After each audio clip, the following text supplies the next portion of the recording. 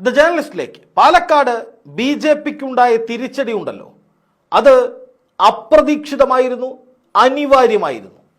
കാരണം സുരേഷ് ഗോപി തൃശ്ശൂരിൽ നിന്ന് ജയിച്ചതിന് പിന്നാലെ കേരളത്തിലെ BJPക്കാർക്കിടയിൽ മൊത്തം ഒരു വലിയ അഹങ്കാരം ഉണ്ടായിരുന്നു.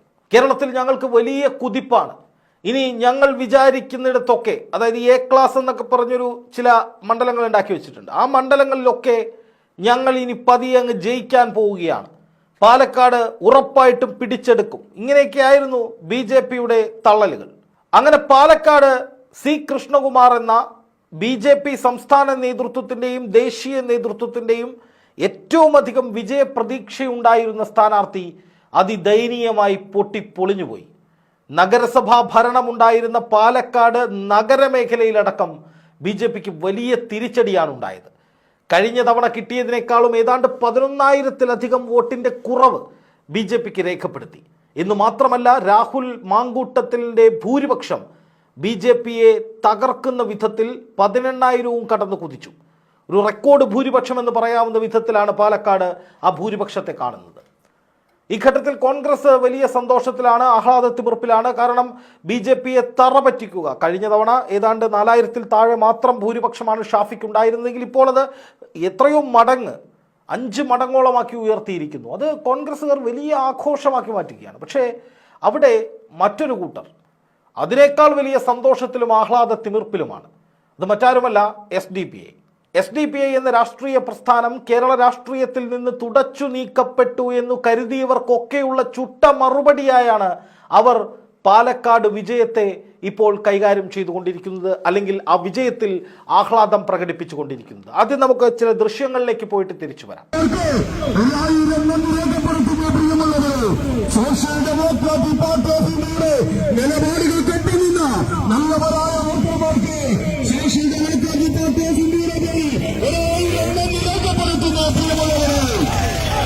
നോക്കുക, ഇത് പാലക്കാട് തെരഞ്ഞെടുപ്പ് ഫലപ്രഖ്യാപനം വരുന്ന സമയത്ത്, അല്ലെങ്കിൽ കോൺഗ്രസുകാർ ആഹ്ലാദ പ്രകടനം തുടങ്ങുന്നതിന് മുമ്പ് SDPI പാലക്കാട് നഗരത്തിൽ നടത്തിയ ആഹ്ലാദ പ്രകടനമാണ്. അതിലവർ പറയുന്ന ഏറ്റവും പ്രധാനപ്പെട്ട കാര്യമെന്ന് പറയുന്നത് സംഘപരിവാർ ശക്തികളെ, ഫാസിസ്റ്റ് ശക്തികളെ മൂലക്കിരുത്താൻ, അല്ലെങ്കിൽ അവരേറ്റവും അധികം പ്രതീക്ഷിച്ചിരുന്നൊരു മണ്ഡലത്തിൽ നിന്ന് അതിദയനീയമായി തുരത്തി ഓടിക്കാൻ അതിന് തങ്ങൾക്ക് കൂടി കഴിഞ്ഞു എന്നതിൽ അഭിമാനമുണ്ട് എന്നുള്ളതാണ്. അതായത് SDPI പറയുന്നത് പാലക്കാട്ട് BJPയുടെ പതനം അല്ലെങ്കിൽ തോൽവി ഇത്രയധികം ദാരുണമാക്കിയത്, ദുരന്ത സമാനമാക്കിയത് SDPIയുടെ കൂടി ഇടപെടലോടുകൂടിയാണ് എന്നാണ്. അതായത് SDPI തെരഞ്ഞെടുപ്പിൽ സ്ഥാനാർത്ഥിയെ നിർത്താതെ UDFന് പിന്തുണ പ്രഖ്യാപിച്ചു. കഴിഞ്ഞ കുറച്ചു കാലമായി SDPI തുടരുന്ന ഒരു നയമാണിത്. അതായത് BJPക്ക് എവിടെയെങ്കിലും സാധ്യതയുണ്ടെങ്കിൽ, മഞ്ചേശ്വരത്തും തിരുവനന്തപുരത്തും പരീക്ഷിച്ചിരുന്നു, വിജയിച്ചിരുന്നു എന്നാണ് SDPI അവകാശപ്പെടുന്നത്. അതായത് BJPക്ക് എവിടെയെങ്കിലും ഒരു ജയസാധ്യതയോ ഒരു മുന്നേറ്റ സാധ്യതയോ ഉണ്ടെങ്കിൽ BJP അല്ലാതെ മറ്റേതു കക്ഷിയാണ് അവിടെ ജയിക്കാൻ സാധ്യത എന്ന് പരിശോധിച്ച ശേഷം ആ പാർട്ടിയിലേക്ക് മുഴുവൻ വോട്ടുകളും കൺസോളിഡേറ്റ് ചെയ്യുക, അല്ലെങ്കിൽ ആ പാർട്ടി സ്ഥാനാർത്ഥി ജയിക്കാൻ വേണ്ടി പണിയെടുക്കുക. അതൊരു സംഘപരിവാർ വിരുദ്ധ, ഫാസിസ്റ്റ് വിരുദ്ധ ഐഡിയോളജിയുടെ ഭാഗമായി SDPI ഉണ്ടാക്കിയെടുത്തിട്ടുള്ള, അല്ലെങ്കിൽ പ്രയോഗിച്ചു കൊണ്ടിരിക്കുന്ന ഒരു രാഷ്ട്രീയ തന്ത്രമാണ്. അത് തന്നെയാണ് പാലക്കാട്ടും തങ്ങൾ പരീക്ഷിച്ചത്, അതിലൂടെ വിജയിച്ചത് എന്നാണ് SDPI അവകാശപ്പെടുന്നത്. SDPI നടത്തുന്ന ചില പ്രചാരണങ്ങൾ, വാട്സപ്പ് ഗ്രൂപ്പുകളിലൊക്കെ ഉൾപ്പെടെ നടത്തുന്ന ഒരു പ്രചാരണം ഇങ്ങനെയാണ്. അതായത് പാലക്കാട് ഉപതെരഞ്ഞെടുപ്പ് ഫലം ഫാസിസ്റ്റ് വിരുദ്ധ വോട്ടുകൾ ഏകീകരിക്കുക എന്ന പാർട്ടി നിലപാടിൻ്റെ വിജയം, SDPI social democratic party of India എന്ന് പറഞ്ഞിട്ട് ഒരു പോസ്റ്റർ, അതിനടിയിൽ എഴുതിയിരിക്കുന്നത് അർഹതപ്പെട്ട ആഹ്ലാദം, SDPI സംസ്ഥാന നേതാക്കളുടെ മേൽനോട്ടത്തിൽ പ്രചാരണ പ്രവർത്തനങ്ങൾ, 28 കുടുംബയോഗങ്ങൾ, 20-ലധികം ജുമാ മസ്ജിദുകൾക്ക് പുറത്ത് നോട്ടീസ് വിതരണം, 116 സ്ക്വാഡുകൾ, 300 പ്രവർത്തകർ, 91 ബൂത്തുകളിൽ നിറസാന്നിധ്യം. അങ്ങനെ പോകുന്നു SDPIയുടെ അവകാശവാദങ്ങൾ. ഇത് കോൺഗ്രസ് അംഗീകരിക്കുകയോ UDF SDPI കാരണമാണ് ജയിച്ചത് എന്നൊന്നും പറഞ്ഞിട്ടില്ല. പക്ഷേ SDPI പറയുന്നത് ഞങ്ങൾ ഈ വിജയത്തിൻ്റെ ഒരു ഭാഗമാണ്. അതായത് ഈ സ്ഥാനാർത്ഥിയെ വിജയിപ്പിച്ചു എന്നല്ല, മറിച്ച് BJPയുടെ പതനം അത് ഗംഭീരമാക്കുന്നതിൽ ഞങ്ങൾ നിർണായക പങ്ക് വഹിച്ചു എന്നാണ് SDPI പറയുന്നത്.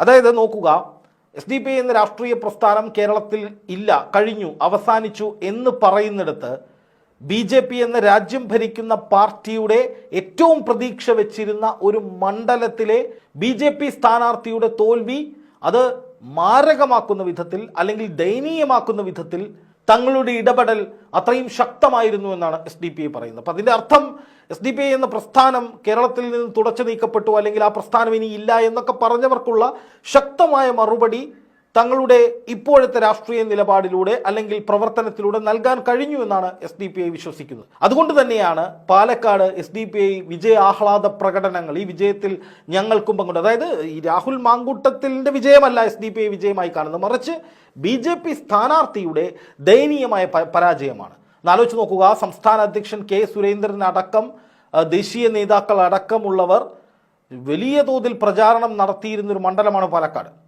അവിടെ മുസ്ലിം വോട്ടുകൾ, ന്യൂനപക്ഷ വോട്ടുകൾ, മതനിരപേക്ഷ വോട്ടുകളൊക്കെ കോൺഗ്രസിലേക്ക് കൂടുതലായി വന്നിട്ടുണ്ട് എന്നതിൻ്റെ തെളിവാണ് കോൺഗ്രസിനുണ്ടായ ഒരു വലിയ മുന്നേറ്റം. CPM-നെ സംബന്ധിച്ച് CPM-ന് കാര്യമായ വോട്ടിൽ വ്യത്യാസമില്ല. 800-900 വോട്ട് കൂടുതൽ കിട്ടിയിട്ടുള്ളൂ. CPM-ന് കിട്ടിക്കൊണ്ടിരിക്കുന്ന വോട്ടുകൾ അവിടെ കിട്ടിക്കൊണ്ടിരിക്കുന്നുണ്ട്. പക്ഷെ മറുവശത്ത് ഈ കോൺഗ്രസും BJP-യും തമ്മിലുള്ള ആ പോരാട്ടത്തിൽ ശക്തമായ ഒരു അടിയൊഴുക്ക് BJP-യിൽ നിന്നുണ്ടായിട്ടുണ്ട്. അല്ലെങ്കിൽ കഴിഞ്ഞ തവണ ഈ ശ്രീധരന് വോട്ട് ചെയ്ത വലിയ ഒരു വിഭാഗം ആളുകൾ ഇപ്പുറത്ത് കോൺഗ്രസിലേക്ക് വന്നിട്ടുണ്ട്. ആ വരവിൽ തങ്ങൾക്കും കൂടി പങ്കുണ്ട് എന്നാണ് SDP അവകാശപ്പെടുന്നത്. തോറ്റ CPM സ്ഥാനാർത്ഥി അല്ലെങ്കിൽ LDF സ്വതന്ത്രൻ P സരിൻ അത് വ്യക്തമാക്കുകയും ചെയ്യുന്നുണ്ട്.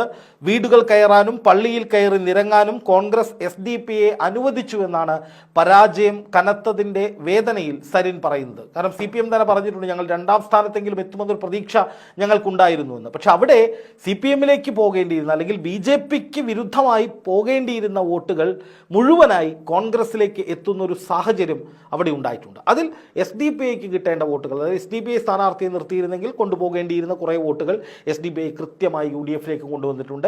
UDF-ന് വേണ്ടി SDP UDF-ന്റെ അനുവാദമില്ലാതെ പ്രചാരണം നടത്തിയിട്ടുണ്ട്. അതൊരു രാഷ്ട്രീയ നീക്കമാണ്. അത് കൃത്യമായ ഒരു അജണ്ടയുടെ ഭാഗമായി കൃത്യമായ ഒരു സംഘപരിവാർ വിരുദ്ധ അജണ്ട മുന്നോട്ട് വെച്ചുകൊണ്ട് നടത്തിയ നിർണായകമായ ഒരു ഇടപെടലാണ്. ആ ഒരു ഇടപെടലിലൂടെ വലിയൊരു ശതമാനം വോട്ടുകൾ അല്ലെങ്കിൽ BJP-യുടെ തോൽവി ഉറപ്പാക്കുന്ന വിധത്തിലേക്ക്, അല്ലെങ്കിൽ BJP-ക്ക് തോൽവി ഒരു വലിയ ആഘാതമായി മാറുന്നത്, അതായത് ഇത്രയും വലിയൊരു മാർജിനിൽ കോൺഗ്രസ് ജയിച്ചതുകൊണ്ടാണ് ഈ തോൽവി BJP-ക്ക് ഒരു വലിയ ആഘാതമായി അതിദയനീയമായ ഒരു അവസ്ഥയിലേക്ക് BJP-യെ കൊണ്ടുചെന്നെത്തിക്കുന്നത്. അപ്പോൾ അത്രയും ശക്തമായ ഒരു ആഘാതം ഈ തോൽവിയിൽ ഉണ്ടാക്കാൻ ഭൂരിപക്ഷം കൂടണം രാഹുൽ മാങ്കൂട്ടത്തിലിനെ.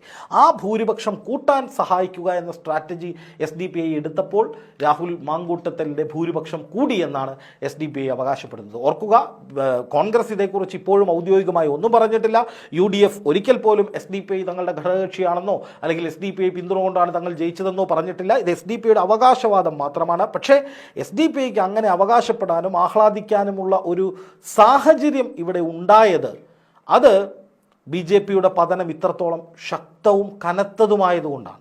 അതാണ് ഇതിൽ നമ്മൾ മനസ്സിലാക്കേണ്ട ഏറ്റവും പ്രധാനപ്പെട്ട കാര്യം. ഇപ്പോൾ SDP-യുടെ കയ്യിൽ കണക്കുകളുണ്ടാവും, ഇന്ന ബൂത്തുകളിൽ നിന്ന് ഇന്ന സ്ഥലങ്ങളിൽ നിന്ന് ഇത്ര വോട്ടുകൾ ഞങ്ങൾ വിഘടിച്ച് പോകേണ്ട, BJP വിരുദ്ധമായവരാണ്, പക്ഷെ അവർ ചിലപ്പോൾ LDF-ലേക്കോ UDF-ലേക്കോ പോകേണ്ടതായിരുന്നു, അത് ഞങ്ങൾ കൃത്യമായി UDF-ലേക്ക് തന്നെ എത്തിച്ച് UDF-ന്റെ ഭൂരിപക്ഷം കൂട്ടിയിട്ടുണ്ട് എന്ന് SDP-ക്ക് പറയാൻ സാധിക്കുന്ന വിധത്തിലേക്ക് കാര്യങ്ങൾ എത്തിയിരിക്കുന്നു. ഇപ്പോൾ ഞാൻ പറഞ്ഞു വന്നത്, കേരള രാഷ്ട്രീയത്തിൽ SDP എന്ന പേര് വീണ്ടും ചർച്ചയാവുകയാണ്, സജീവ ചർച്ചയാവുകയാണ്. പാലക്കാട്ടെ തോൽവിയുമായി ബന്ധപ്പെട്ട് SDP-യുടെ പേര് BJP-യും പതിയെ ഉപയോഗിച്ചു തുടങ്ങിയിരിക്കുന്നു. ഇപ്പുറത്ത് CPM അത് ഉപയോഗിച്ചു തുടങ്ങിയിരിക്കുന്നു. അത് ഗുണകരമാകുന്നത് SDP-ക്ക് തന്നെയാണ്. കാരണം ലൈം ലൈറ്റിൽ SDP വീണ്ടും ചർച്ചയായി വരുന്നു എന്നുള്ളതാണ്. അല്ലെങ്കിൽ അവർ നിർണായകമായ ഒരു ഇടപെടൽ നടത്തിയെന്ന് വിമർശന സ്വരത്തിലാണെങ്കിലും വീണ്ടും വീണ്ടും പറയുന്നത് SDP-ക്ക് ഗുണകരമായി മാറുന്നുണ്ട്. ആ പേര് ചർച്ച ചെയ്യപ്പെടാൻ വീണ്ടും കാരണമാകുന്നുണ്ട് എന്നുള്ളതാണ് ഇതിൽ ഏറ്റവും പ്രധാനപ്പെട്ട കാര്യം. അതായത് SDP എന്ന പ്രസ്ഥാനം ഒന്നുമല്ല എന്ന് പറയുമ്പോൾ, ഒരു വശത്ത് പറയുമ്പോൾ, മറുവശത്ത് തോറ്റ CPM-ഉം അല്ലെങ്കിൽ LDF-ഉം അപ്പുറത്ത് ദയനീയ പരാജയം ഏറ്റുവാങ്ങിയ BJP-യും, രാജ്യം ഭരിക്കുന്ന പാർട്ടിയുടെ ഏറ്റവും പ്രതീക്ഷയുള്ള A ക്ലാസ് മണ്ഡലം, ആ സീറ്റ് തന്നെ അടിച്ചു കളയാൻ SDP-ക്ക് സാധിച്ചു. അല്ലെങ്കിൽ SDP-യിലൂടെ പതനം വലിയ തോതിലായി എന്ന് BJP പോലും സമ്മതിക്കുന്ന ഒരു സാഹചര്യം ഉണ്ടായാൽ അത് SDP-ക്ക് ഉണ്ടാകുന്ന രാഷ്ട്രീയ മൈലേജ് ചെറുതല്ല. അതുതന്നെയാണ് SDP-യും ഇവിടെ ലക്ഷ്യമിടുന്നത്. എന്തായാലും SDP-യുടെ ഇടപെടലുകൾ ഈ രാഷ്ട്രീയ പരിസരത്ത് വലിയ തോതിൽ ചർച്ചയാകുന്നുണ്ട്.